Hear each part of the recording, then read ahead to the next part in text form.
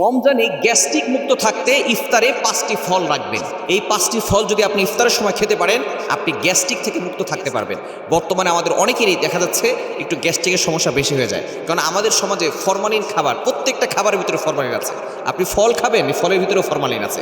প্রত্যেকটা খাবারের ভিতরে এখন ভেজাল, যার কারণে দেখা যাচ্ছে আমাদের পেটের ভিতরে অনেক সমস্যা হয়ে যাচ্ছে। আগের যুগের মানুষরা ভালো টাটকা খাবার খেতে পারতো, ভেজাল কম ছিল, এই জন্য তারা সুস্থ থাকতে পারতো। আর এখনকার যুগের মানুষরা দেখবেন অল্প বয়সে অসুস্থ হয়ে যাচ্ছে, কেন? ওই যে ভেজাল খাবার খেতে খেতে। এই জন্য যদি গ্যাস্ট্রিকের সমস্যা আপনার হয়, আপনি আপনার ইফতারে এই 5টি ফল রাখবেন। আপনার গ্যাস্ট্রিক থাকবে না, ইনশাআল্লাহ দেখবেন আপনি আস্তে আস্তে সুস্থ থাকবেন।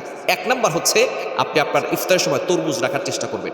তরমুজের ভিতরে এমন কিছু ভিটামিন রয়েছে, এটা খেলে আপনার পানি শূন্যতা কমে যাবে, কারণ সারাদিন আপনি পানি খাচ্ছেন না।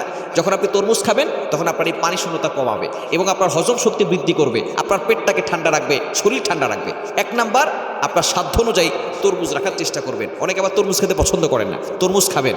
যেই সময়, যেই মৌসুমের যেই ফল, ওইটা খাওয়ার চেষ্টা করবেন, তাহলে আপনার রোগ প্রতিরোধ ক্ষমতা বেড়ে যাবে। 1 নাম্বার তরমুজ রাখবেন। নাম্বার 2, দ্বিতীয় নাম্বার হচ্ছে পেঁপে রাখবেন। পেঁপে আপনার পেটটাকে পরিষ্কার রাখবে এবং হজম শক্তি বৃদ্ধি করবে। আপনি দ্বিতীয় নাম্বার হচ্ছে আপনার ইফতারের খাবারে দ্বিতীয় নাম্বার পেঁপে রাখবেন। 3 নাম্বার হচ্ছে পেয়ারা রাখবেন। এই পেয়ারা আপনার হজম শক্তি বৃদ্ধি করবে, আপনার পেটটাকে হজম শক্তি বৃদ্ধি করবে এবং পেটের ভিতরে পরিষ্কার পরিচ্ছন্ন রাখবে। এবং 4 নাম্বার আপনি আপেল রাখবেন। আপেলের ভিতরে ফাইবার সমৃদ্ধ খাবার।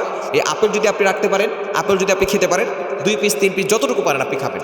কোনো জিনিসই অতিরিক্ত ভালো নয়, আপনি অল্প অল্প খাওয়ার চেষ্টা করবেন। কিন্তু আমরা দুঃখজনক হলো সত্য, সারাদিন না খেয়ে থাকি আর ইফতারের সময় এমনভাবে খাওয়া শুরু করি মনে হয় সব কিছু একসাথে খেয়ে ফেলবো। এটা করবেন না। আপেল ফাইবার সমৃদ্ধ খাবার, এটা খাবেন, আপনার পেটটাকে পরিষ্কার রাখবে।